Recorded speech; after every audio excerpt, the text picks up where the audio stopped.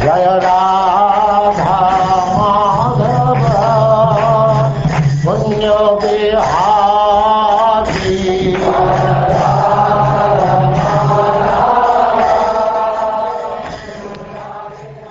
And now chapter 22, the descendants of Ajamita.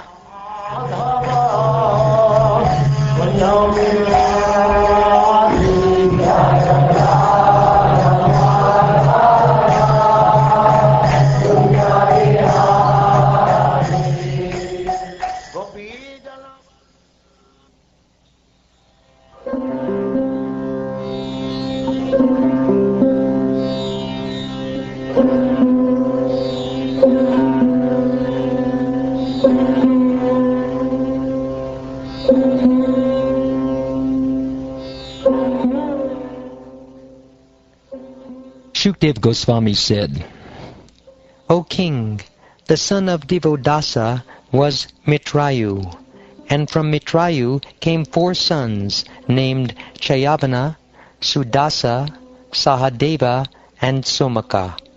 Somaka was the father of Jantu. Somaka had 100 sons, of whom the youngest was Prashata.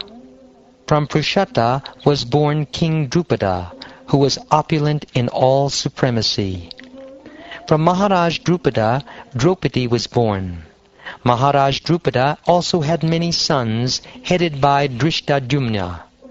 From Drishtadyumna came a son named Drishtaketu. All these personalities are known as descendants of Varmyashva, or as the dynasty of Panchala. Another son of Ajamita was known as Riksha. From Riksha came a son named Samvarana, and from Samvarana, through the womb of his wife Tapati, the daughter of the sun god, came Kuru, the king of Kurukshetra. Kuru had 4 sons, Parikshi, Sudanu, Janu, and Nishida. From Sudanu, Suhotra was born, and from Suhotra, Chayavana. From Chayavana, Kriti was born. The son of Kriti was Uparichara Vasu, and among his sons, headed by Brihadrata, were Kushamba, Matsya, Pratyagra, and Chedipa.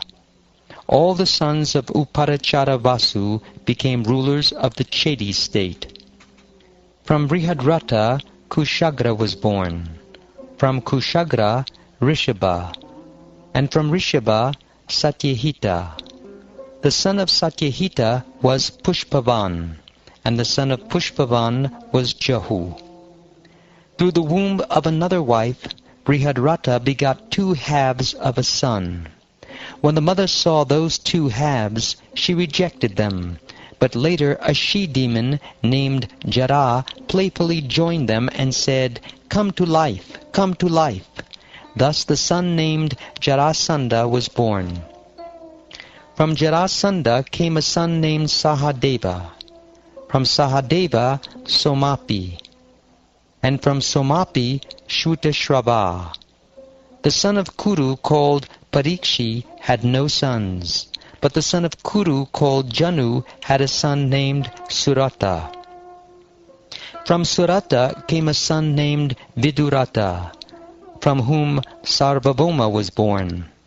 From Sarvabhauma came Jayasena, from Jayasena Radhika, and from Radhika Ayutayu. From Ayutayu came a son named Akrodana, and his son was Devatiti. The son of Devatiti was Riksha. The son of Riksha was Dilipa, and the son of Dilipa was Pratipa. The sons of Pratipa were Devapi, Shantanu, and Balika. Devapi left the kingdom of his father and went to the forest, and therefore Shantanu became the king. Shantanu, who in his previous birth was known as Mahabhisha, had the ability to transform anyone from old age to youth simply by touching that person with his hands. Because the king was able to make everyone happy for sense gratification, primarily by the touch of his hand, his name was Shantanu. Once, when there was no rainfall in the kingdom for 12 years, and the king consulted his learned Brahmanical advisers, they said, "You are faulty for enjoying the property of your elder brother. For the elevation of your kingdom and home, you should return the kingdom to him." When the Brahmins said this, Maharaj Shantanu went to the forest and requested his elder brother Devapi to take charge of the kingdom, for it is the duty of a king to maintain his subjects. Previously, however, Shantanu's minister, Ashvavada, had instigated some Brahmins to induce Devapi to transgress the injunctions of the Vedas, and thus make himself unfit for the post of ruler. The Brahmins deviated Devapi from the path of the Vedic principles, and therefore, when asked by Shantanu, he did not agree to accept the post of ruler. On the contrary, he blasphemed the Vedic principles, and therefore became fallen. Under the circumstances, Shantanu again became the king, and Indra, being pleased, showered rains. Devapi later took to the path of mystic yoga to control his mind and senses, and went to the village named Kalapagram, where he is still living.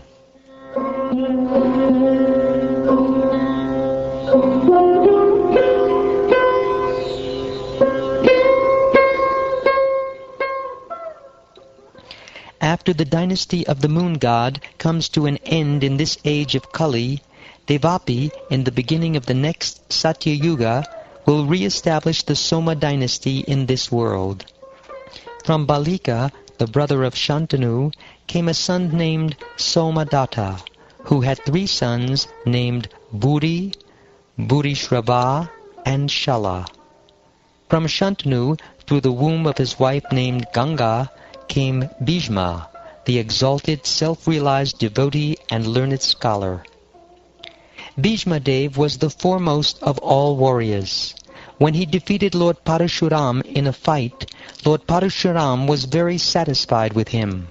By the semen of Shantanu in the womb of Satyavati, the daughter of a fisherman, Chitrangada took birth. Chitrangada, of whom Vichitravirya was the younger brother, was killed by a Gandharva who was also named Chitrangada. Satyavati, before her marriage to Shantanu, gave birth to the master authority of the Vedas, Vyasadeva, known as Krishna Dvaipayana, who was begotten by Parashara Muni. From Vyasadeva, I, Shukdev Goswami, was born, and from him I studied this great work of literature, Srimad Bhagavatam. The incarnation of Godhead, Vedavyas, rejecting his disciples, headed by Pila, instructed Srimad Bhagavatam to me because I was free from all material desires. After Ambika and Ambalika, the 2 daughters of Kashiraj, were taken away by force, Vichitravirya married them, but because he was too attached to these 2 wives, he had a heart attack and died of tuberculosis. Badarayana, Sri Vyasadeva, following the order of his mother, Satyavati, begot 3 sons, 2 by the womb of Ambika and Ambalika, the 2 wives of his brother Vichitravirya, and the 3rd by Vichitravirya's maidservant. These sons were Dhritarashtra, Pandu, and Vidura. Dhritarashtra's wife, Gandhari, gave birth to 100 sons and 1 daughter, O king. The oldest of the sons was Duryodhana, and the daughter's name was Dushala. Pandu was restrained from sexual life because of having been cursed by a sage, and therefore his 3 sons, Yudhishthir, Bhima, and Arjun, were begotten through the womb of his wife Kunti by Dharmaraj, by the demigod controlling the wind, and by the demigod controlling the rain. Pandu's 2nd wife, Madri, gave birth to Nakula and Sahadeva, who were begotten by the 2 Ashvini Kumaras. The 5 brothers, headed by Yudhishthir, begot 5 sons through the womb of Draupadi. These 5 sons were your uncles. From Yudhishthir came a son named Prativindya. From Bhima, a son named Shrutasena. From Arjun, a son named Shrutakirti, and from Nakula, a son named Shatanika. O king, The son of Sahadev was Shrutakarma. Furthermore, Yudhishthir and his brothers begot other sons in other wives. Yudhishthir begot a son named Devaka through the womb of Pauravi. And Bhimasena begot a son named Ghatotkacha through his wife Hidimba, and a son named Sarvagata through his wife Kali. Similarly, Sahadeva had a son named Suhotra through his wife named Vijaya, who was the daughter of the king of the mountains. Nakula begot a son named Naramitra through his wife named Karenumati. Similarly, Arjun begot a son named Iraban through his wife known as Ulupi, the daughter of the Nagas, and a son named Babruvahana by the womb of the princess of Manipur. Babruvahana became the adopted son of the king of Manipur.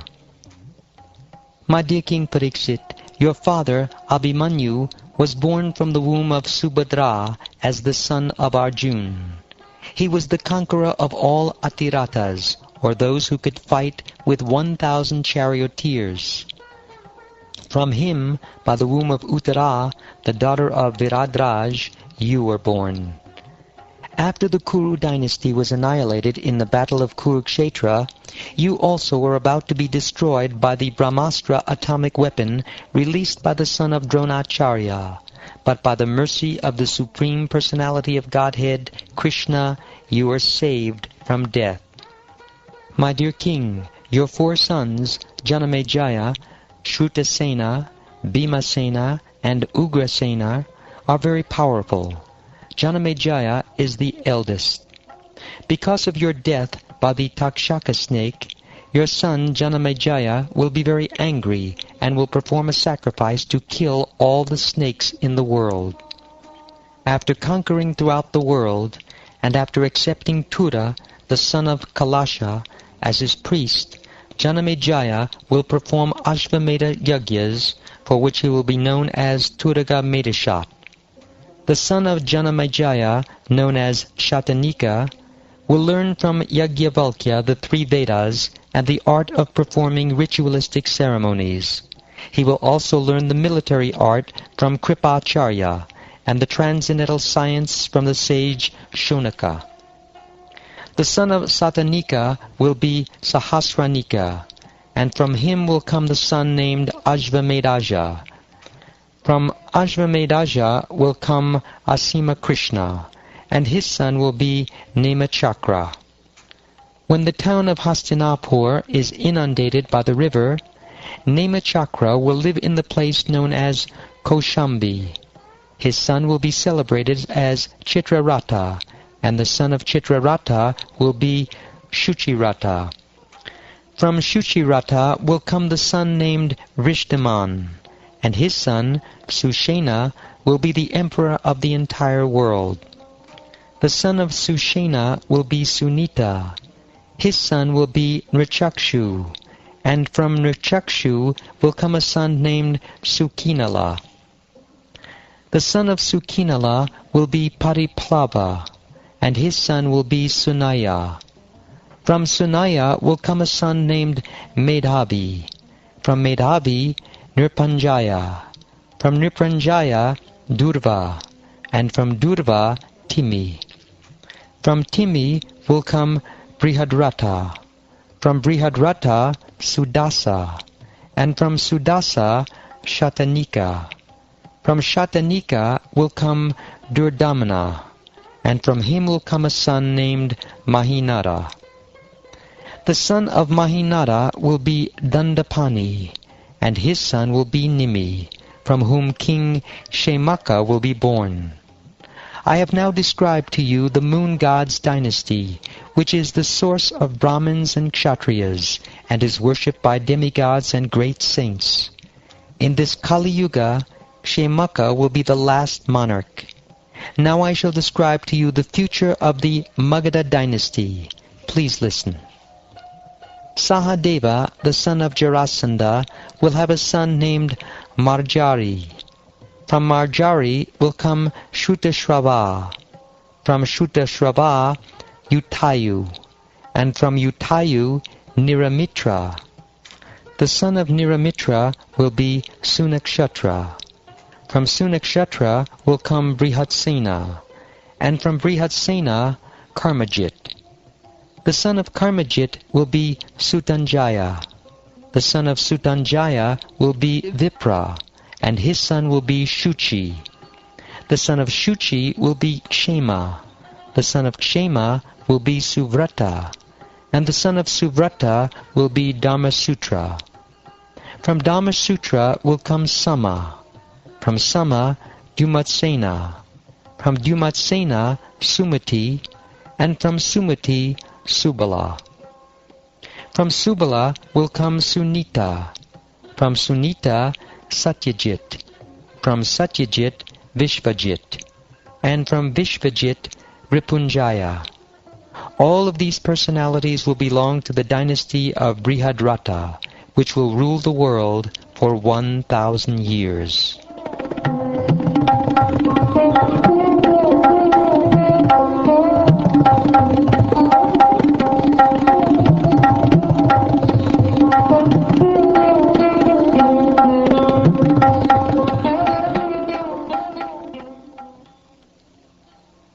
Thus ends the 22nd chapter of the 9th canto of the Srimad Bhagavatam, entitled The Descendants of Ajamita.